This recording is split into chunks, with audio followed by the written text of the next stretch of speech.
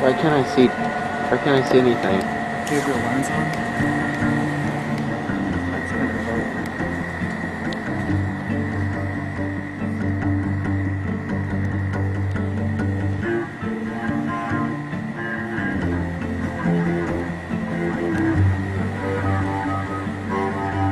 Shine your light. I want as much light on this as possible.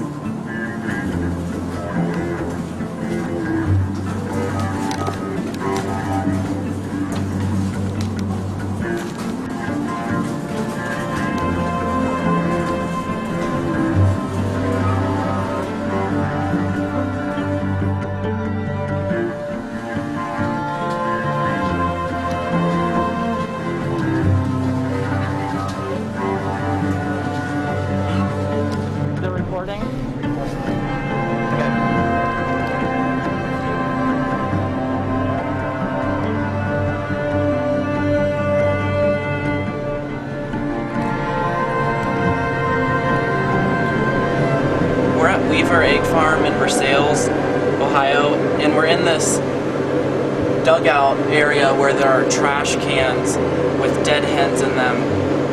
And when we opened the door, we saw that there's this hen that's still alive on top of all the other dead hens. She barely has any energy. She can hardly move. So we're gonna lift her out of this trash can and get her some help. She's so weak.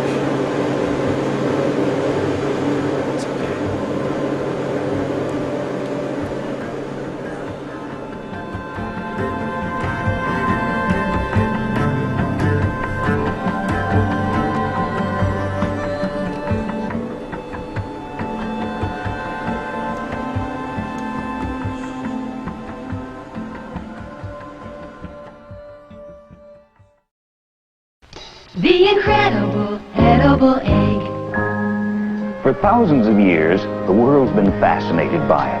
The egg has been used for magic, for rituals, and even for fortune-telling. It's been painted, dyed, and decorated. It's been a prized gift of kings and commoners alike. Today, it's really hard to find a more popular item on most any menu than the incredible edible egg. For an incredible way to brighten up your menu, remember the incredible edible egg.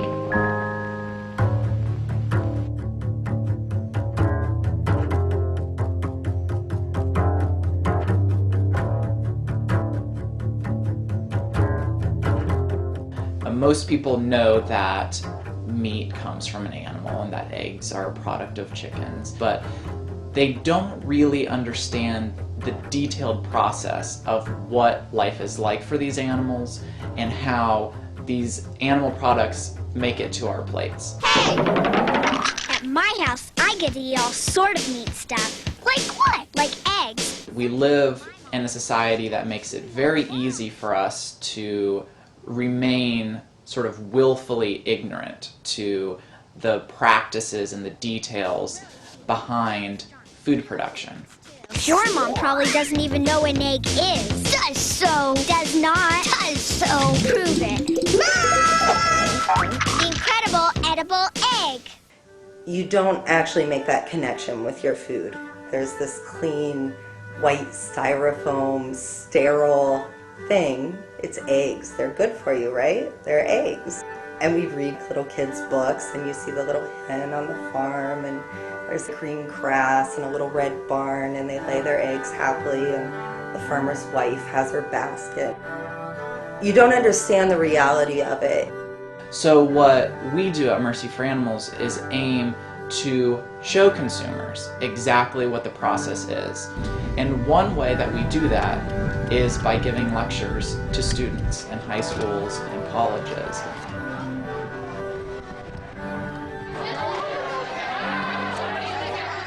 Nathan has spoken to us a couple of years now from Mercy for Animals. He does a great presentation, so I'm going to get right to it and allow him to do that. So let's welcome Nathan Runkle.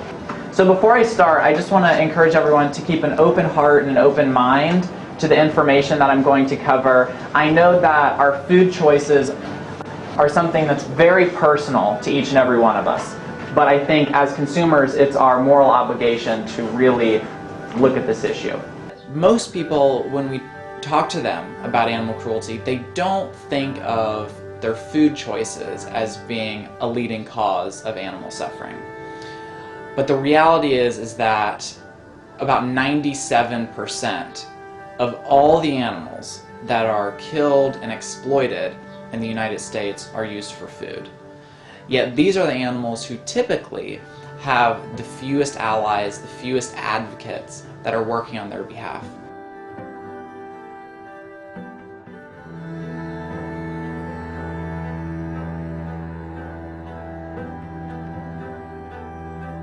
I grew up on a farm, and I had a very strong bond with the dogs and cats that I considered very much to be my friends growing up. But I had a disconnect between dogs and cats and animals that I considered to be companions and other animals, mainly farmed animals, cows, pigs, and chickens, whom I often viewed, and people that were in my circle often viewed as just resources. We didn't give them the same sort of consideration for the value of their lives as we did for our dogs and cats. How many people in this room are farmers or live on farms? Anyone? How many people had parents who were farmers? Okay, about 3 people. How many people had grandparents who were farmers? About 60 years ago, there was a huge shift in agriculture, which was at that point primarily run by small family farmers. About 70% of the population at that time was involved in agriculture. However, after World War II, we saw that small family farmers started to be replaced by larger corporations, and that the animals that once lived relatively decent lives and were able to run around and spread their wings and engage in some natural behaviors started to be taken from the outdoors and put indoors into tiny cages. And this was really the start of the system which is now referred to as factory farming. Most people will never actually see a factory farm, or if they do, they'll be simply passing by one on a country road. But very few people ever get to see what goes on inside. Consumers have a right to know where their food comes from, and we feel that the animals have a right to have their stories told. We were going to get to show people what it's actually like, the reality of it. If you're buying eggs at the grocery store, this is where it comes from. Today, animal rights activists showed videotaped evidence of cruelty, neglect, and abuse. They requested a formal tour of the farm, but they were turned down. The egg industry is on the defensive, and tonight 10 TV's Kevin Landers investigates by going behind the closed doors of giant egg farms. It's video the egg industry doesn't want you to see. All of this stuff takes place behind closed doors. They don't want consumers to see what's happening inside of their sheds. We went in and we documented the conditions at the largest egg farms in the state, and what we found at these facilities was just a living nightmare.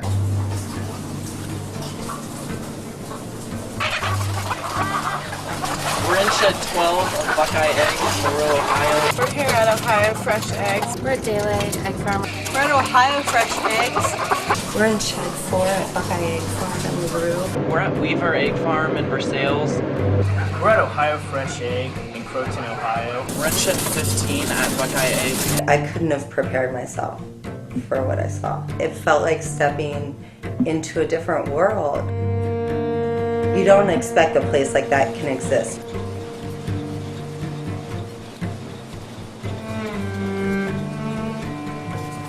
No matter which way we looked, we saw nothing but caged animals.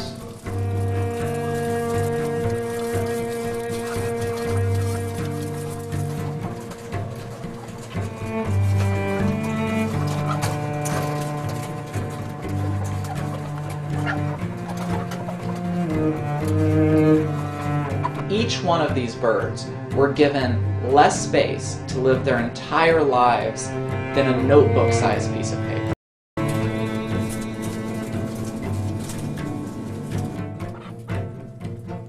Some of these chickens were literally standing on each other.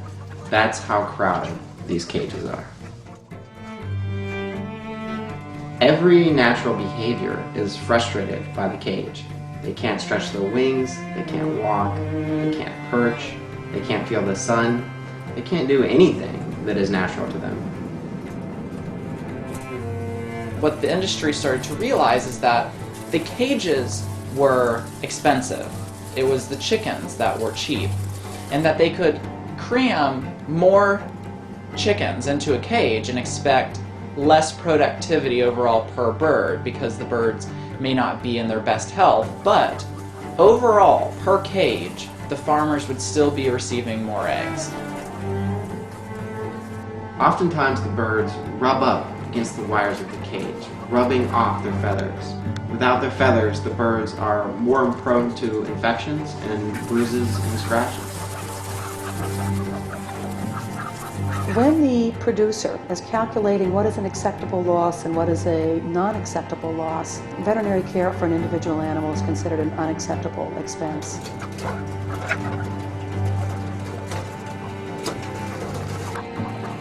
We need to realize what the environment is like for the hen, and I don't just mean the overcrowding and psychologically stressing environment of a battery cage. She is exposed 24/7 to stinking high levels of ammonia waste. Now, what ammonia waste does to any of us is that it makes our eyes become very infected, our respiratory tree becomes very infected, because those structures were not designed to be exposed constantly to this very, very noxious, irritating, gaseous environment.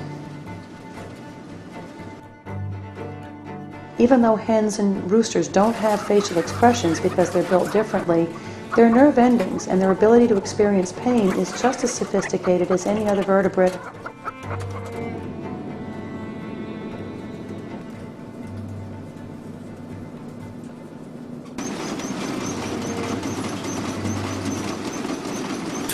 Get her out.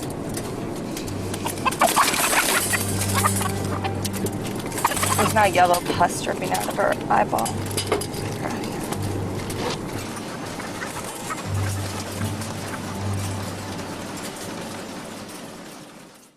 Another problem that we encounter constantly when investigating egg farms is birds that are trapped or immobilized in their cages.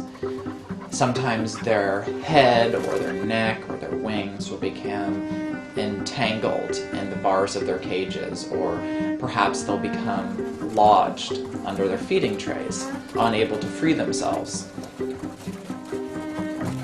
Not only can it be painful for them because it's restricting blood flow to that area of their body, but also because they can't now escape the constant physical assaults of their cage mates who are climbing over their bodies, sometimes their nails scratching into their skin.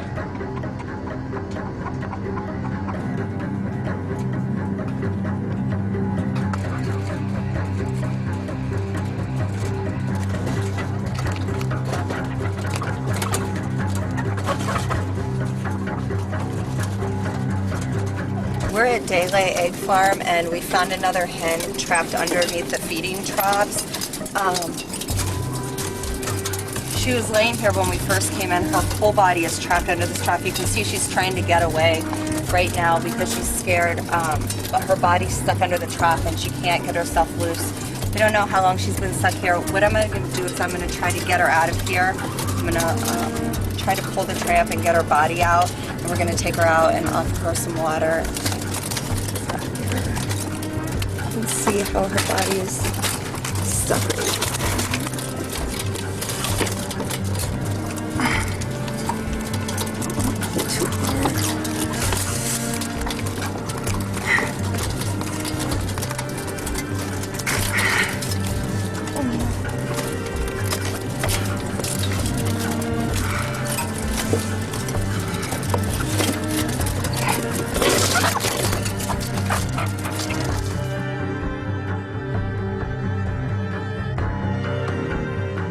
When our investigators encounter birds that are tangled in the bars of their cages, they oftentimes will provide aid to these animals by removing them from the cages, giving them water if they're dehydrated.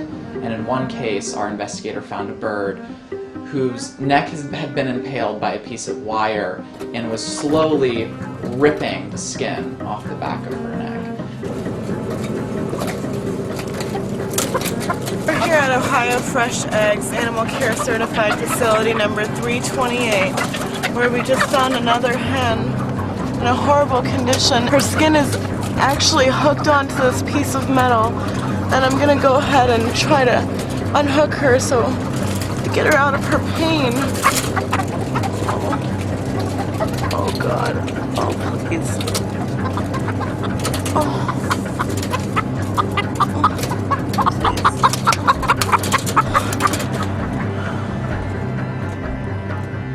Our investigator removed her from the facility and had her treated by an avian specialist. That is one way that we can reduce some amount of animal suffering. It really makes the world of difference to them. This is their one and only life. This is their only shot.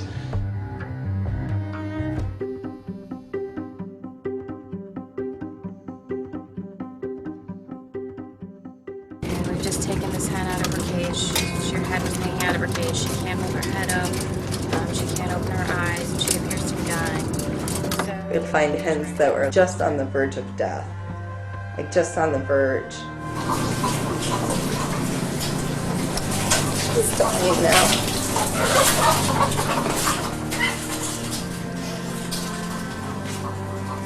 I think she's dead. And you know that they're just gonna die. They're in your hands, and it's a weird thing, you know, when a life passes in your hands.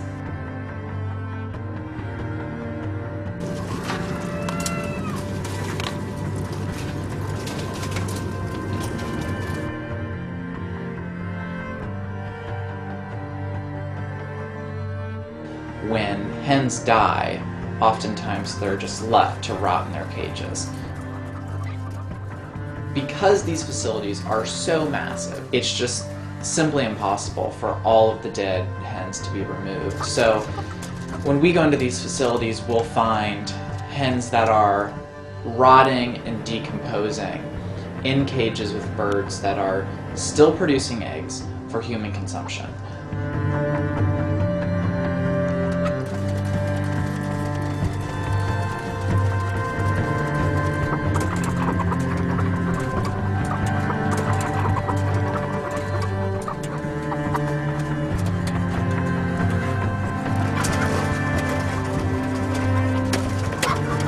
Cages are oftentimes stacked in tiers, and they're oftentimes in the second level of a facility, and below them are manure pits. These are areas where massive amounts of feces from all of the birds above will drop down and be collected. And these manure pits run the entire length of the shed, which can be about as long as 2 football fields. And in these manure pits below the cages, we have found many birds that have either managed to escape their cages or were perhaps thrown down there by workers at the facility or escaped in some other way, left to languish in the manure pits. And these birds had no real source of wholesome food or water. And we actually found birds that had died in the manure pits, birds whose bodies were covered with bugs or crawling with maggots, and birds whom had become submerged in the manure. We're at Daylay Egg Farm in Raymond, and we're in the bottom of the building where the manure pits are. All the cages are directly above us. One of the hens has fallen out of the cage. There are other dead hens around, but she's still alive. She's trapped in the manure. There's flies everywhere. The manure is wet, so her body's stuck and she can't get out. We're gonna try to pull her out right now. It was shocking that she could be alive in the first place. Oh, her whole body's just sunk into there. Her body had been Buried so deep and for so long in this wet manure that it had engulfed her body like a quicksand, like she had sucked down into it. The flies and bugs from the manure are all over her skin. Oh.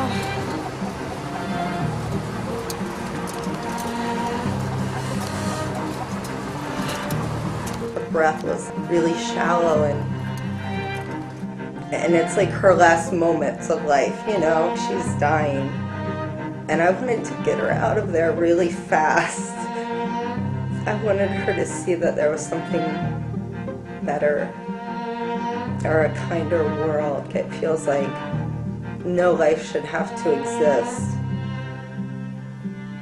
Feeling nothing but pain and suffering.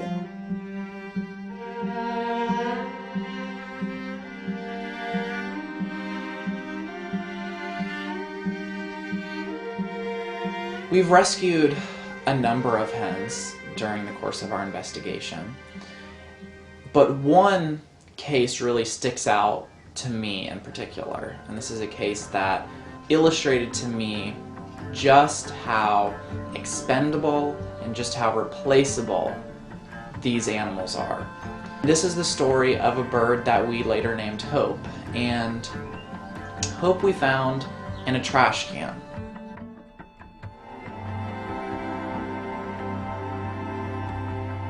She was waiting to die, and had we not been there, if we had not come to her aid, she would have slowly slipped away on top of others of her kind that had already died, that had already passed away.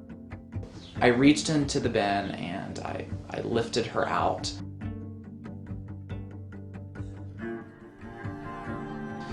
And we took her to a veterinarian to be treated.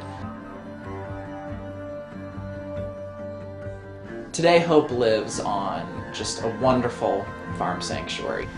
Hey, how are you? It's good to see you. It's a beautiful day. It is. I got a phone call that a chicken was rescued from a garbage container in one of these horrible factory farms, and she needed a place to go after they saved her and took her to the vet.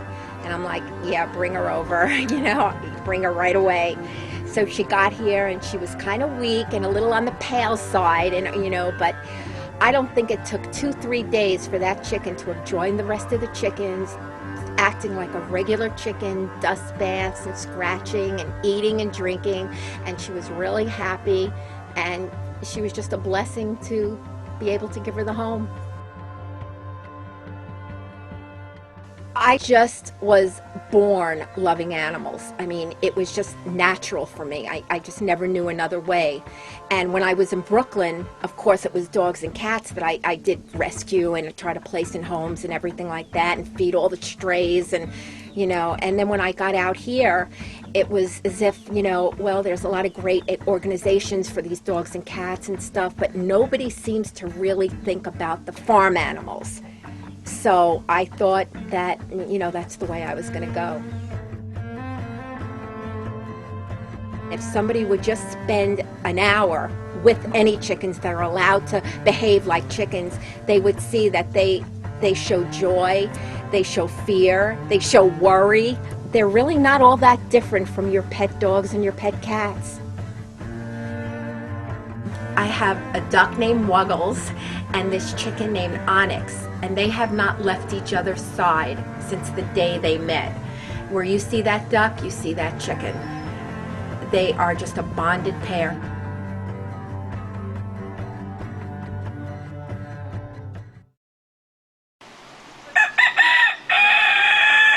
Chickens have a surprisingly sophisticated communication system. They actually have 25-30 calls that scientists have discovered. Of course, I would suspect the chickens know more than that number because chickens are tuned into chickens like no other animal is. There was a recent study that showed that they respond differently to large versus small aerial predators. They have calls for terrestrial predators. A rooster finds a grasshopper in the lawn, and if there's hens nearby, and only if there's hens nearby, he may make a come hither call. forego eating the grasshopper for himself. Hen knows the call. She comes running. He points it out. It looks very gallant. And if she finds it, she eats the grasshopper. Well, what's in it for him? Well, of course, he's probably buying credit for maybe a mating opportunity next week. Well, that requires long-term memory. It requires individual recognition. So just that call and this dynamic by itself indicates pretty sophisticated communication in the chicken. One of the behaviors that you never see in a chicken in a battery cage is perching. But if you go to a sanctuary where you've taken chickens who've been bred for generations in captivity and they've been rescued, and suddenly they have trees available to them, up they go. If you watch chickens long enough, it's easy to see that they enjoy things and they also have things they don't like. If they have senses, they have feelings, they run towards a food item that's offered to them, they're anticipating the reward, they're looking forward to the pleasure of it, as we would. Similarly, they hear an alarm call, they run away, they're terrified, they want to get away from that. They have feelings and thoughts much like we do. We have the old expression bird brain. For a long time, until very recently, it was thought that birds really had very little part of their brain that was devoted to anything other than instinct. But about 5 years ago, a group of scientists came out saying we need a whole new terminology for the bird brain, because actually they have a different part of their brain that's got all the complexity of thinking and feeling that mammals have.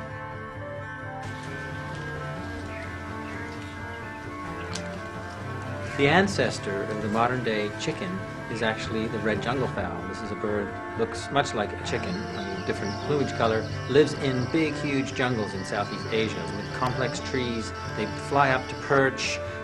They are wary of predators, and they're scratching around in the ground for food of various sorts. Studies of chickens and other species find that despite hundreds of generations in captive artificial environments, they retain all of the behaviors and needs that their ancestors had.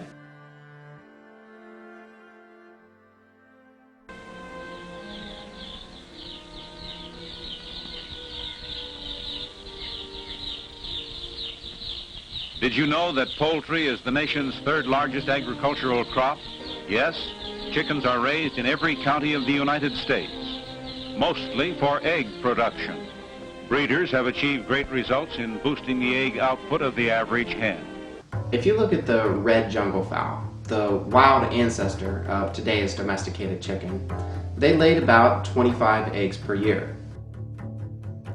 Humans began breeding these animals for maximum egg production. By the 1940s, the egg industry had created a bird that could lay 100 eggs per year. Of course, the industry wasn't satisfied with that. Today's birds now lay an average of 260 eggs per year, about 10 times the number of eggs originally laid by their ancestors. The amount of calcium required to produce that many eggs is tremendous. So if the birds are just cranking out egg after egg after egg, they're constantly depleting their calcium supplies. And as a result, they're suffering from osteoporosis, broken bones, etc. The A&P food stores, the nation's largest poultry retailers, offered to sponsor a contest for the development of superior meat-type chickens. A broad-breasted bird with bigger drumsticks, plumper thighs, and layers of white meat, the chicken of tomorrow. In chicken production, there's two populations. There's the egg-laying population and there's the meat population. And the meat producers are selected, they're bred for very rapid growth that's so fast and so bulky that their skeletons have great difficulty in supporting their weight.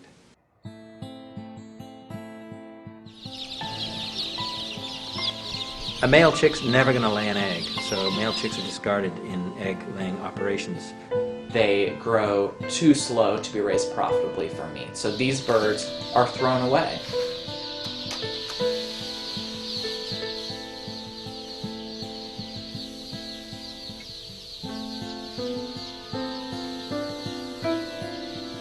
Within a couple of days of hatching, the baby birds are taken to be sexed. A factory worker picks up these birds, tossing the males roughly off to be disposed of, or tossing the females into the group that's going to be allowed to survive.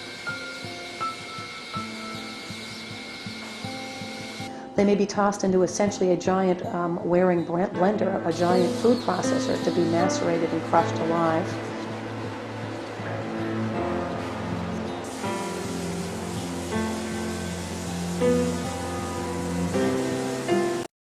common practice is to simply throw them in a pile in a bin and let them pile up and they suffocate beneath the pile. It is so thoughtless, so horrendous. It completely disregards the capability of physical suffering that a newborn has.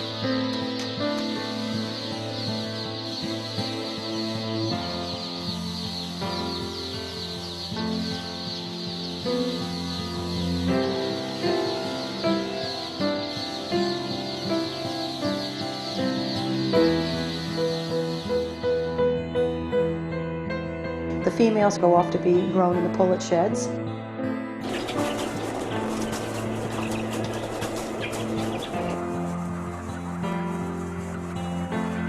Because birds are so intensively confined in modern egg production, birds will resort to pecking each other out of frustration oftentimes. So the industry combats this problem, not by giving the birds more space, which is what they truly need. Instead, they mutilate the animals. They will use a hot blade to sear off part of the bird's beaks. The beak is a very sensitive part of the bird's body. They're going through very sensitively innervated sinus tissue. So the degree of pain from this kind of injury is extraordinary and is overwhelming.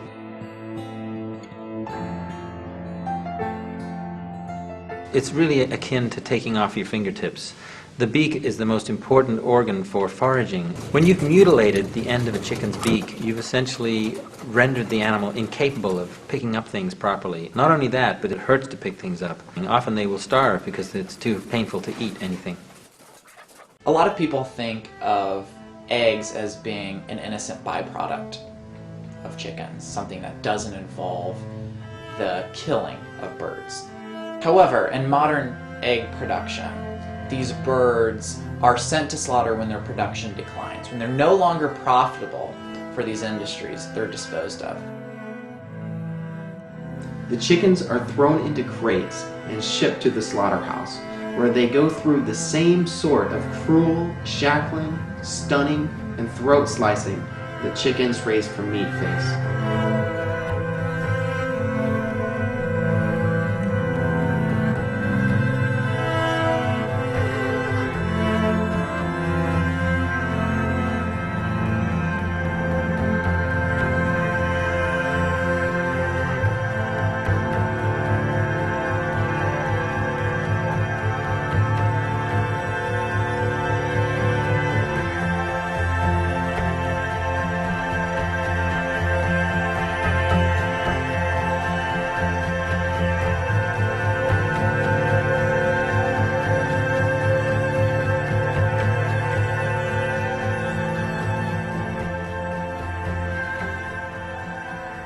But now, more and more, because these birds are so abused, they're so battered, they're so frail, they're simply being disposed of.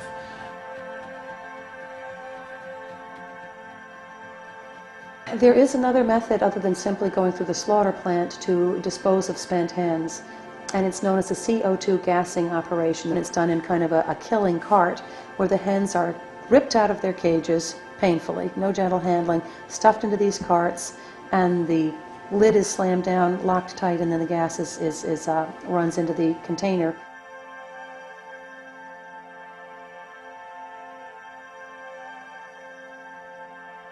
Dying by CO2 is essentially suffocating. With luck, they are killed outright. But because in the interest of saving money, they may overcrowd these gassing chambers, they may not all be killed, and in fact, when they dump all the dead birds out, some of them in fact are not dead and have gone through this terror, this discomfort, the strangulation of feeling that you are suffocating and yet survive it.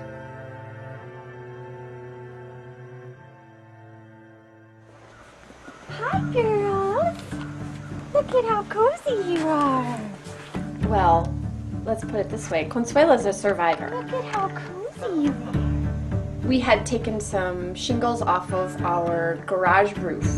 I, for whatever reason, told my husband that I would wake up at 5:30 in the morning and go with him to the dump on this day. As we were leaving the dump, all of a sudden we saw something running off to the side of the truck. And we said, oh my gosh, that's a chicken. She was very fast and she did not want anybody to catch her. Initially we thought she was bloody because she didn't have many feathers at all. Her whole chest was completely bare and red. Her whole, all along her back and her bottom was just red. And it ended up that she wasn't bloody chicken, but she was just extremely sunburned. Finally, between the two of us had got her. My husband was talking to the woman on his way out and he said, did you know that you have chickens running around up there? And she said, oh yeah, that happens every once in a while. He said, well, where do they come from? She said, well, when they get gassed at the farm, some of them don't die.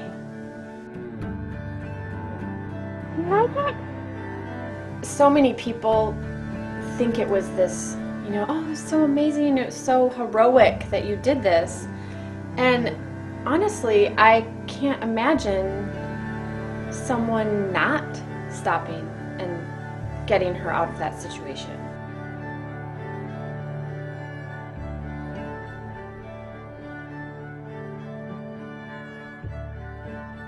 Consuela has changed me in the sense that I've just learned to appreciate chickens as individuals. Chickens are amazing. I had no idea that what chickens were like. Like they have their own little personalities.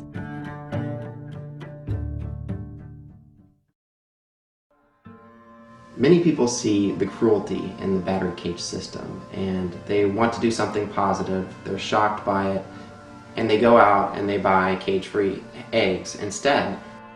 In the cage-free system, the image that the company, cage-free company, portrays is that these animals are back on old McDonald's farm, scratching the dirt, crowing to the sunrise, stretching their wings, etc.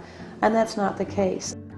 I'm an undercover investigator. I have been working for a number of years, and I have visited and worked at caged and cage-free egg-laying facilities. In a cage-free shed, basically what you see when you walk in is birds that are wall-to-wall packed together. It's basically like you're walking through a sea of birds. They're just wing-to-wing shoved together. They are rarely outside. They are still inside of a barn, and they are still very crowded.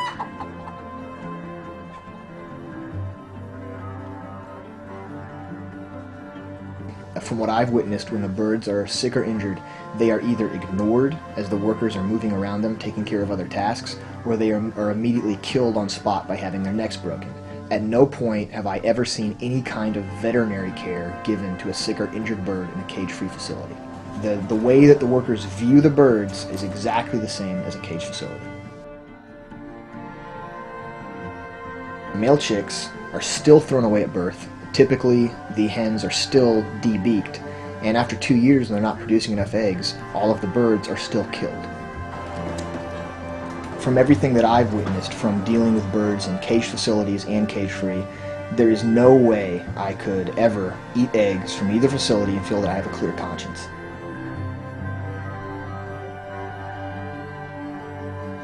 Animal cruelty is not isolated to the egg industry. Unfortunately, animal abuse is systemic throughout animal agriculture. These industries view animals not as living, feeling, sentient beings, but as disposable commodities to be consumed, not respected. If one person is unkind to an animal, it's considered to be cruelty. But where a lot of people are unkind to animals, especially in the name of commerce, the cruelty is condoned, and once sums of money are at stake, will be defended to the last by otherwise intelligent people.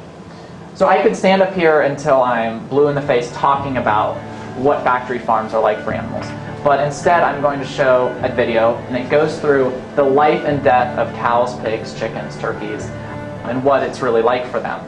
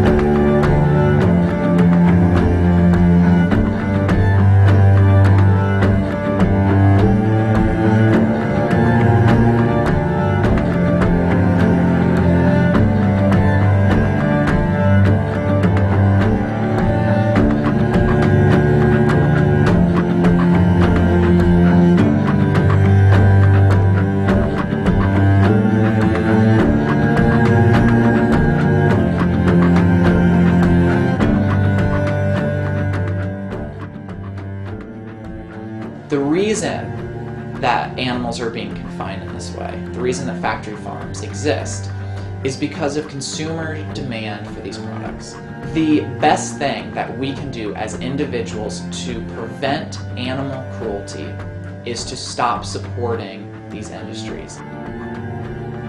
The only way to completely remove your support from the cruelty within animal agriculture is to stop eating meat, milk, and eggs.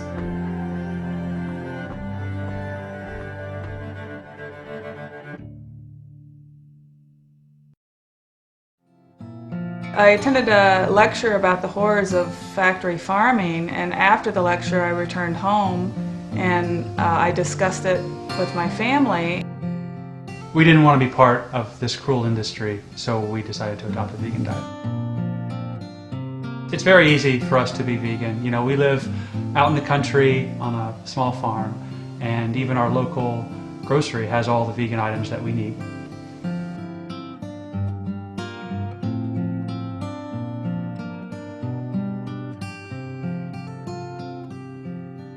I really like animals and I don't really want to eat them.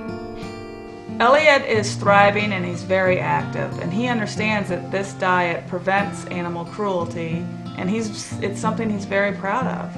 I do compete in long-distance running events. I've run ultra marathons and marathons, anything from 20 to 100 miles, and I've won 3 of the last 7 events that I've entered.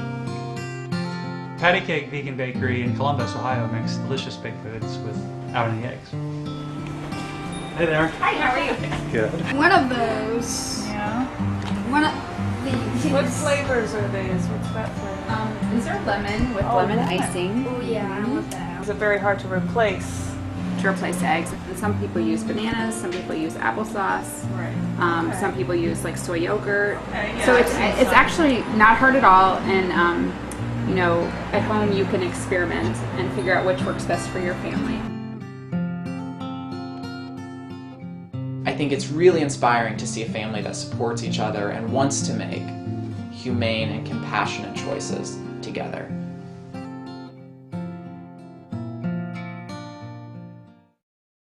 Mercy for Animals is really based on the support of our members and of volunteers. One of the things that I've been working on is making some improvements to the chooseveg.com website. We are so fortunate to have individuals who help us be a voice for animals. Kelly and Rhiannon, you guys are running the Earth Day event in Columbus, and then I'm going to be in Cincinnati doing our event there. So do you want to just maybe give us an update on where you guys are at with everything? I think I've been in touch with everybody that signed up. People understand that by becoming involved, they can take the frustration and the anger that we oftentimes feel when we see images of factory farming, and we can turn it into action.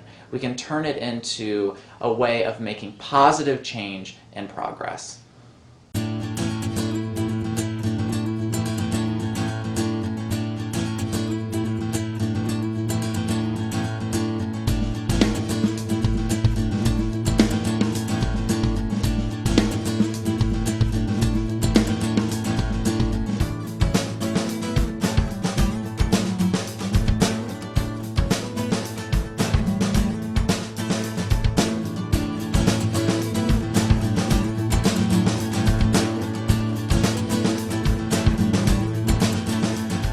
Animal activists crying foul over the treatment of egg-laying chickens. Today, Chicago-based group Mercy for Animals targeted the United Egg Producers annual board meeting.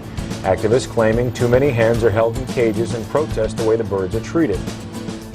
If egg producers treated dogs or cats and the way that they abuse egg-laying hens, they could face felony-level animal cruelty charges in most states.